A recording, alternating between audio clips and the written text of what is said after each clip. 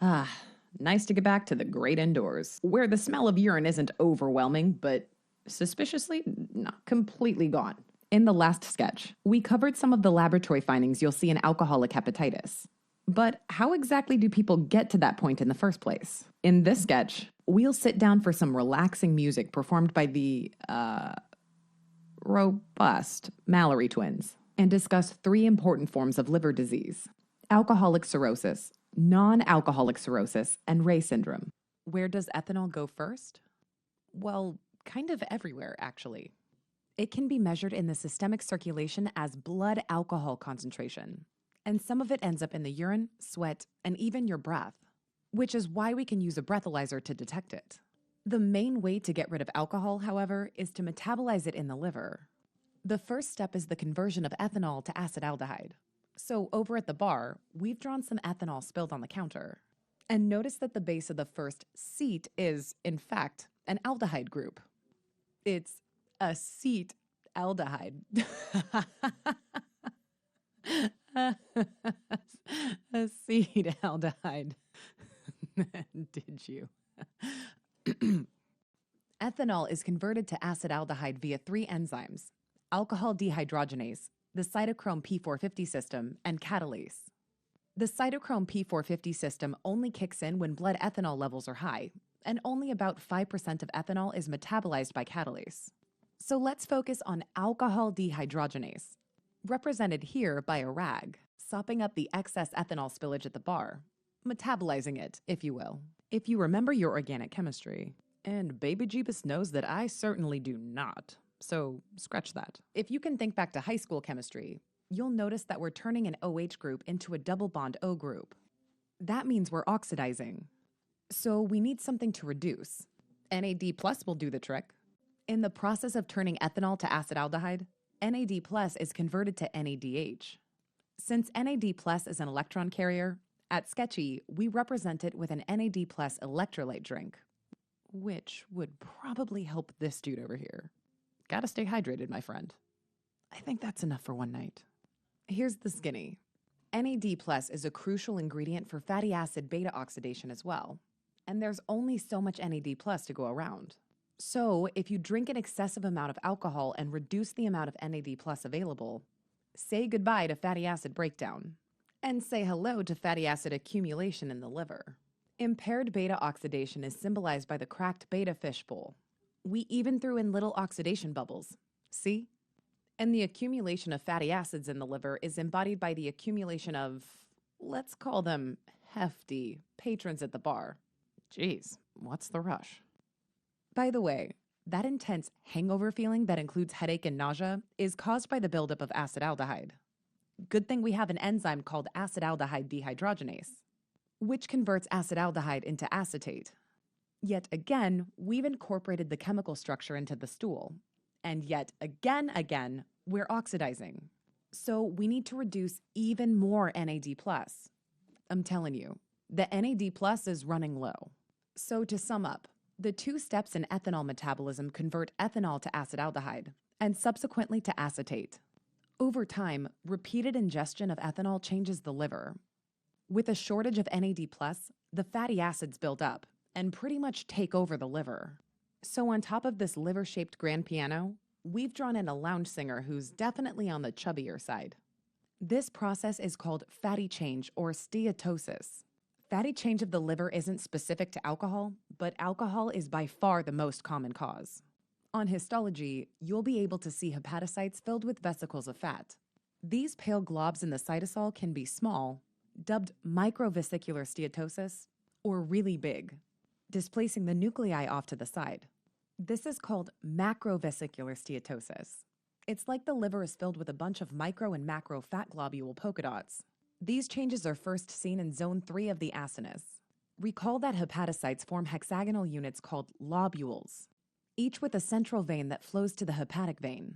Well, zone 3 is at the center of the lobule, hence the hexagonal platter there, with the sign for the third course meal right in the center. Zone 3 is the area first affected by ischemia and most sensitive to metabolic toxins. It's just a pretty sensitive area overall. So remember, fatty change, as well as the rest of the cellular changes we're about to cover, begin at the central lobular zone, just in time for dessert. It turns out that as many as 90% of heavy drinkers will develop fatty liver, or steatosis. Fortunately, this stage is reversible with timely cessation of alcohol. And it looks like the dessert order has been reversed as well. With continued drinking and persistent steatosis, about a third of patients will develop steatohepatitis, that hepatitis part indicating the onset of inflammation. The reason for all the inflammation is probably multifactorial. Both ethanol and acetaldehyde probably cause direct toxicity to hepatocytes. Also, you remember when I said that the cytochrome P450 system also helps with ethanol metabolism when ethanol levels are high? Well, this process results in the formation of reactive oxygen species. Not great for hepatocytes. On top of all this, there's rampant cytokine release, symbolized by these cytocoins. Tumor necrosis factor and various interleukins not only cause direct damage to the hepatocytes, interleukin 8 specifically is responsible for calling in neutrophils. This is one of the pathologic hallmarks of alcohol-related hepatitis. These trilobed granular inflammatory cells are usually absent in other forms of hepatitis. So send in the neutrophil first responders, because it looks like this show's about to reach a premature, fiery finale. On histology, alcoholic hepatitis causes a few characteristic and highly testable, I might add, cellular changes. First of all, damaged intermediate filaments clump and form eosinophilic Mallory bodies. So on the back of the first Mallory sister here, let this filamentous lace remind you of clumped intermediate filaments.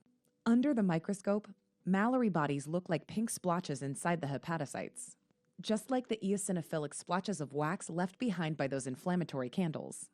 Stress to the hepatocytes causes them to balloon. Believe me, question writers just love throwing in that hepatocyte ballooning buzz phrase. Unfortunately, if you balloon enough, you get necrosis of the hepatocytes as well.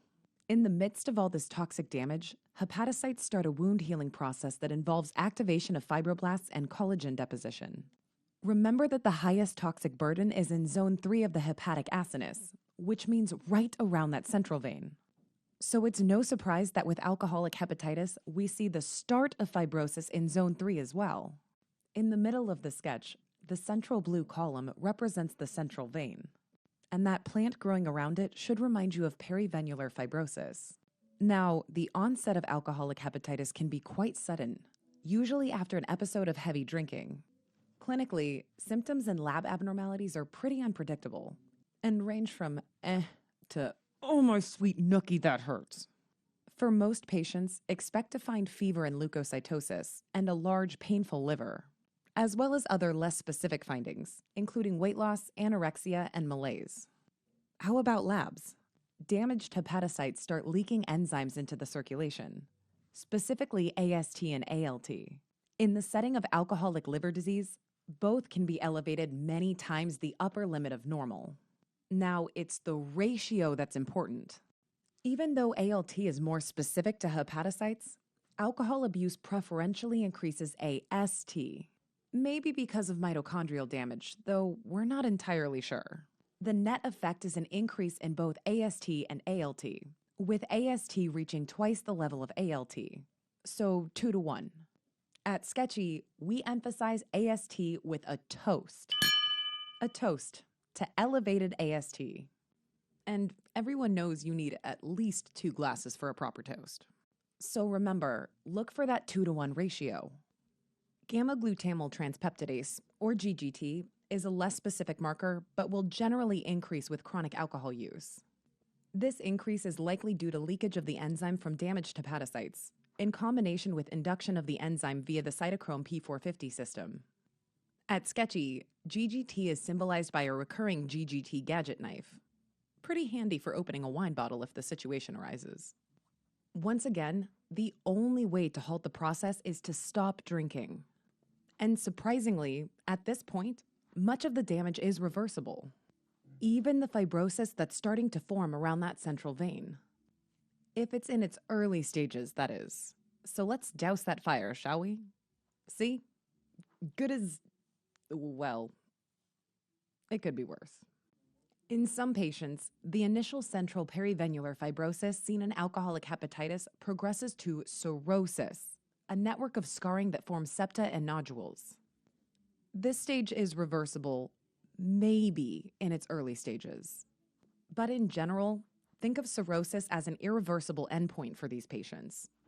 All you're left with is a scarred, liver-shaped coral bed. From there, it can go even further